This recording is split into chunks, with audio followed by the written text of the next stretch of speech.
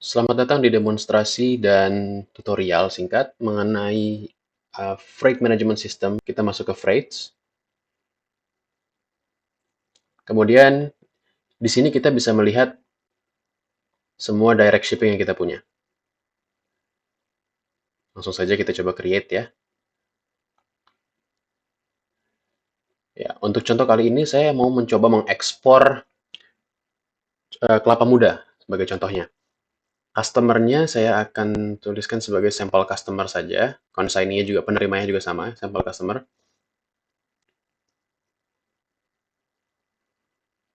Atau mungkin biar lebih mudah untuk pembedaannya nanti saya tuliskan sampel consignee ya.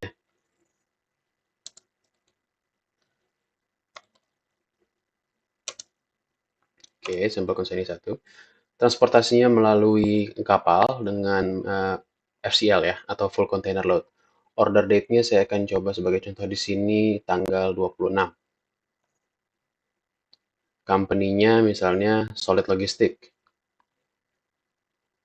Kemudian data-data berikutnya kita isi saja seperlunya. Loading port-nya misalkan kita mau ekspor dari Tanjung Priuk sampai ke Dubai. Voyage number-nya TPD 000. Ini nanti ada nomor yang sebenarnya ya. Ini sebagai contoh saya masukkan nomor sembarang saja. Vesselnya Starship Enterprise, notify partinya. Kita samakan saja seperti di atas ya. Solid Logistics. Reference numbernya sekian. HS code-nya mungkin nggak perlu lah ya. Kontainernya sampel container 1. Oke, kemudian main carriage-nya ini operatornya adalah Joel Willis sebagai contohnya. Agent-nya itu sampel carriage agent 1. Contract number-nya nanti kita isi seperlunya saja. Tipe kontainernya mungkin segitu ya.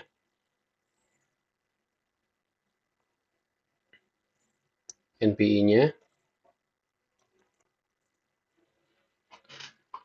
Oke, setelah selesai semua, perbedaannya di UDO 13 adalah kalau di UDO 13 kita bisa langsung save. Tapi kalau misalnya kita coba untuk save di sini, kita belum mengisi expected send date-nya kapan. Dan juga kita belum juga memasukkan ordernya apa di sini. Jadi sebelum kita save, kita harus memastikan untuk memasukkan semua data-data yang diperlukan dulu. Expected send date tadi ada di tab information di paling bawah sini. Kita masukkan send date-nya expected tadi 26 ya. Aktualnya kita samakan saja. Partinya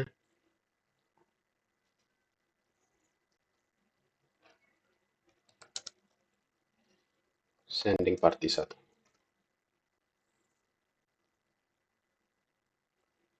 Kemudian ordernya kita tambahkan ya. Tadi ordernya contohnya di sini saya mau mengekspor kelapa muda.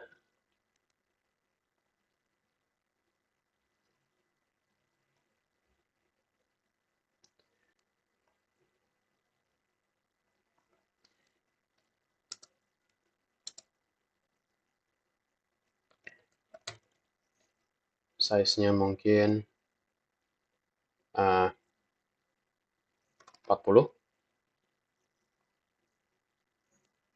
Atau kita mau masukkan beratnya saja ya langsung ya, 1 ton. Size unit of measurement, UOM itu unit of measurement ya.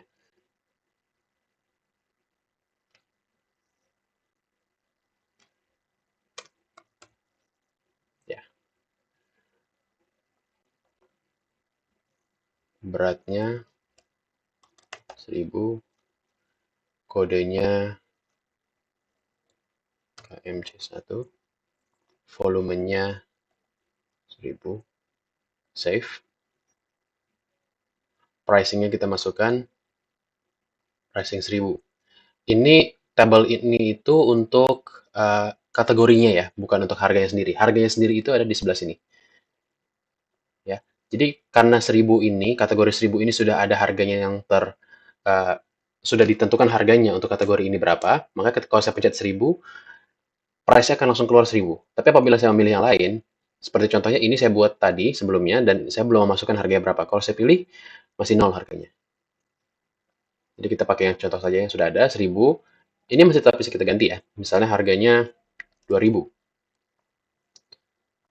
Goods-nya itu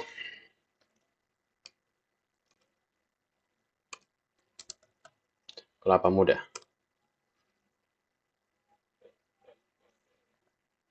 Gross weight-nya itu tadi 1000.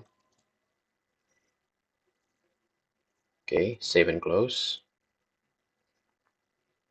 Atau kita tambahkan deskripsinya dulu kali ya, mungkin biar lebih mudah.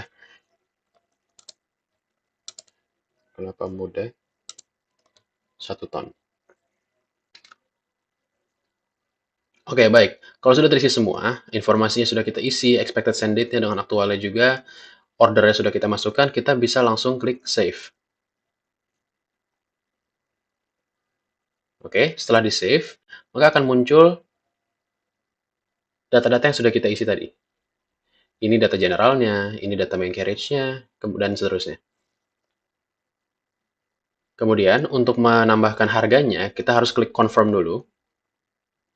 Nanti akan saya jelaskan satu-satu tab yang di bawah ini apa. Setelah kita confirm, akan muncul 4 button baru. Invoice, bill, in progress, dan juga cancel untuk kita mau meng-cancel direct shipping yang ini. Kemudian di sini service kita masih 0 ya. Invoice dan bill juga. Nanti invoice dan bill ini akan di-generate berdasarkan service-nya. Sekarang kita mau tambahkan service-nya berapa. Ini sudah terisi jadi 2 juta harganya, pengirimannya. Kemudian rutenya kita masukkan. Ini main carriage-nya. Main carriage itu berarti ekspedisi utamanya dari Tanjung Priok ke Dubai. Misalkan kita mau menambahkan sekarang rute dari warehouse di Tanjung Priok sampai ke pelabuhannya Tanjung Priok. Edit. Di tab routes tadi, kita add a line baru. Misalnya, picking atau pick up dari Tanjung Priok Warehouse. Tanggalnya, tadi kan tanggal pengiriman kapalnya itu tanggal 26 ya, kita bilang tanggal 25 misalnya. Transportnya dari darat, kita mau kirim ke Tanjung Priok Port, ke pelabuhannya. Receive date-nya di tanggal yang sama juga, tanggal 25.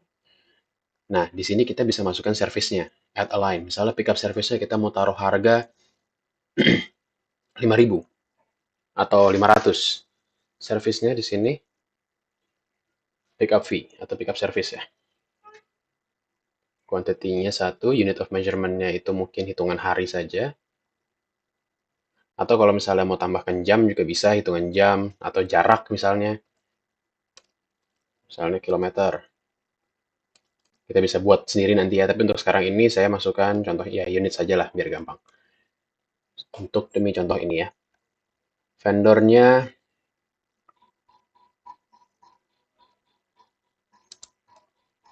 pick up vendor. Ini penamaan saya, sistemnya saya hanya memastikan supaya nanti ketika di bill of lading kita bisa melihat ya, apakah semua sudah masuk atau tidak. Jadi pick up vendor, saya tulis ya di vendornya dan seterusnya. Pick up service juga seterusnya, saya terus di service. Kita mau jual service ini ke customer, kita mau charge dengan harga 1000. Sedangkan kita belinya mungkin hanya 500. Save and close. Jual di sini ya, save and close lagi. Sekarang kita mau tambahkan delivery-nya. Delivery dari pelabuhan ketika sudah sampai kapalnya sampai ke warehouse tujuannya. Delivery dari Dubai. Send date-nya tadi kita pick up tanggal 25, kita kirimkan dari kapal tanggal 26, kemudian tanggal 27 barangnya sudah sampai ya di pelabuhan. Transportnya lewat darat lagi ke Dubai Warehouse. Misalnya ini Dubai Port. Receive date-nya kita samakan saja sebagai contoh. Kemudian kita masukkan lagi sama seperti yang pick up tadi, kita add line baru. Kemudian kita tambahkan delivery service. Quantity 1, unit of measurement-nya units, total 101, vendornya delivery vendor, Sale price-nya, misalkan di sini 3.000, cost-nya 2.000. Oke, kita save ya. Save and close lagi. Ya, sekarang kita sudah punya 3 service di sini. Di tab ini pun sudah kita, nanti akan terupdate kalau kita sudah pencet save ya. Kita klik save sekarang. Service-nya sudah ada 2. Kenapa cuma 2? Karena kita belum masukkan service untuk main carriage yang ini. Untuk ekspedisinya itu sendiri kita belum tambahkan service-nya. Kalau mau kita tambahkan, misalkan di sini kita tinggal klik edit. Pada rute ini kita klik routes, main carriage-nya, sekarang kita tambahkan juga service-nya. Service-nya namanya main expedition. Quantity 1, unit of measurement-nya unit saja. Vendornya expedition service. Sale price-nya mungkin 10.000. Cost-nya sedangkan 8.900. Oke, save and close. Save. Ya, kita pencet save di sini sekarang. Akan terupdate langsung ya. Ini cost kita, dan ini adalah sale kita yang akan dibayarkan kepada kita oleh customer, dan ini akan harus kita bayarkan kepada vendornya untuk masing-masing service yang kita buat tadi. Oke, sampai di sini sekarang kita sudah punya 3 service. Kita mau membuat invoice untuk ke customer dan juga bill yang harus kita bayarkan. Mudahnya di sini kita hanya tinggal klik, perhatikan tab invoice yang atas ini. Apabila saya klik invoice yang ini, dia akan langsung berubah sesuai dengan jumlah yang perlu. Oke, bill pun sama. Sekarang kita punya 3 bill. Kenapa 3 bill? Karena kita service kita itu dari 3 vendor yang berbeda. Sedangkan kenapa yang ini hanya ada 1? Karena kita menagihnya hanya kepada 1 customer. Kita tagih semua sekaligus.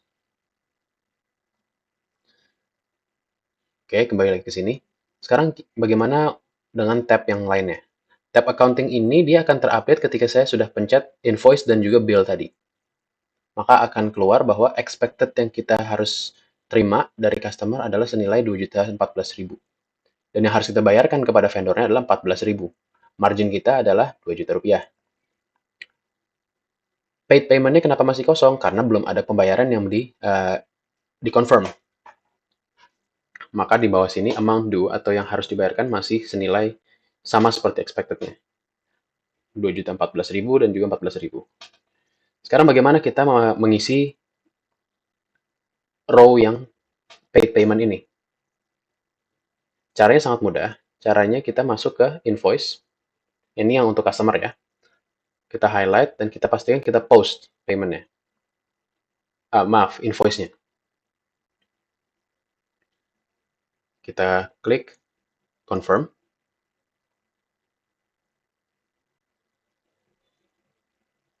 Ya, buttonnya berubah. Kalau misalnya sudah dibayarkan, nanti kita klik yang register payment ini. Sekarang kita lihat di tab accounting tadi ya.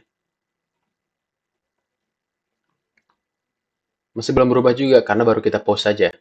Sama juga dengan ambil. Oke, sekarang kita coba untuk yang invoice ini kita confirm payment-nya. Register payment-nya dengan asumsi dibayar full semuanya. Create payment.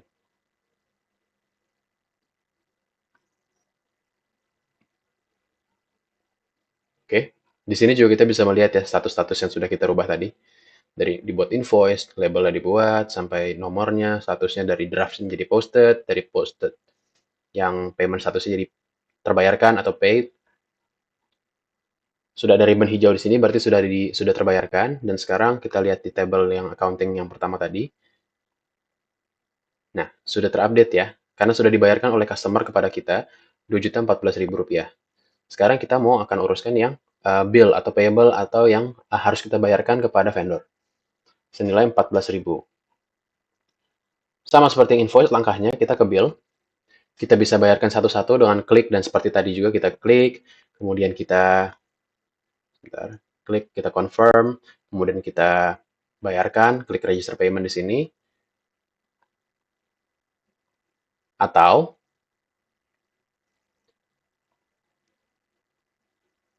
kita bisa sekaligus semuanya. Kalau tadi saya hanya register payment untuk satu dari tiga service-nya, apa, bill yang saya punya, saya bayar 10.000. Sisanya yang 4.000-nya belum saya bayarkan. Bagaimana caranya? Kalau mau bayar semuanya, kita hanya tinggal klik semua ini. Ini statusnya sudah posted dan sudah paid. Yang lainnya masih draft dan belum dibayarkan. Kalau misalnya ini, sekarang saya klik sekaligus yang dua sisanya ya. Kita post dua-duanya, kita lihat ini berubah. Nah, tapi masih belum dibayarkan. Hal yang sama lagi, register payment untuk keduanya. Create payment. Sudah.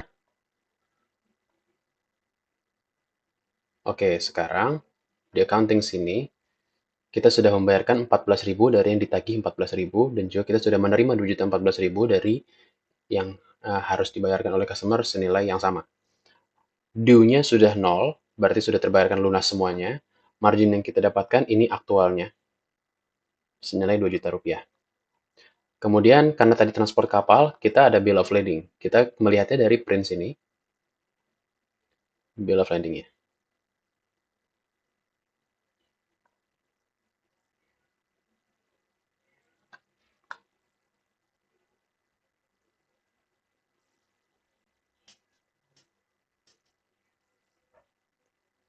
Oke, kita buka filenya di sini ya.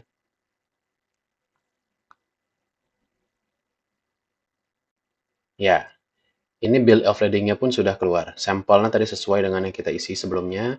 Consignee-nya juga sampel consignee, notify party-nya juga sama, sampel consignee. Pre-carriage tadi tidak kita isi, makanya masih kosong. Place of receipt juga sama. Ocean vessel-nya dan seterusnya semua data-datanya sesuai dengan yang kita isikan tadi sebelumnya.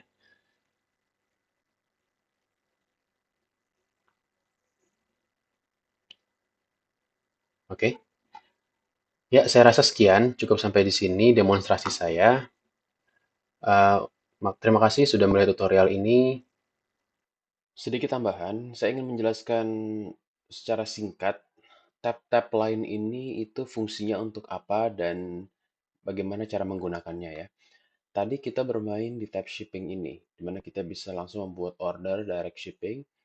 Master data ini apa sih? Master data ini tuh tempat kita untuk mengisi atau untuk mengedit semua option yang ada di bawah ini, baik itu service kita, customer kita, vendor kita, dan agent kita.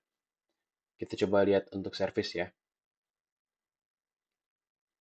Untuk service ini kita sudah mempunyai service untuk deposit, hotel accommodation, restaurant expense, virtual home, dan seterusnya.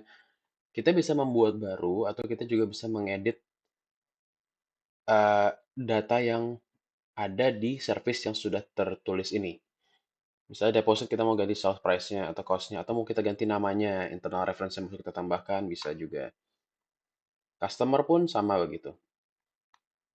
Detail-detail customer kita ini adalah list detail-detail customer kita.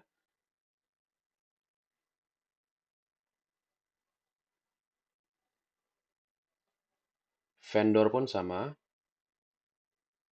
dan juga agents. Sama, ini akan melist semua agent yang ada. Custom activity atau bea cukai bisa kita edit juga di sini apabila kita perlu menambahkannya. Shipping operation, kita bisa track order kita menggunakan nomor yang ini. Ini. Nomor ini itu adalah namanya internal reference number, di mana apabila kita input, bila kita sudah menambahkan tracking pada tab bawah ini, nanti informasi tracking itu akan muncul pada track order. Reporting ini akan menampilkan tabel untuk semua invoice dan semua tagihan yang kita punya. Bukan hanya untuk satu ya, bukan hanya untuk satu eh, satu direct shipping, tapi untuk semua direct shipping yang ada yang kita punya. Kemudian konfigurasi juga sama, ports kita bisa mengatur ports, vessels-nya, airline-nya, kontainernya, pricing-nya. Maksudnya di sini kayak kontainer kita bisa atur ukuran kontainernya berapa, maksimal kapasitasnya berapa, dan seterusnya. Ya, itu saja tambahan singkat sedikit dari saya. Terima kasih sudah melihat tutorial ini. Wassalamualaikum warahmatullahi wabarakatuh.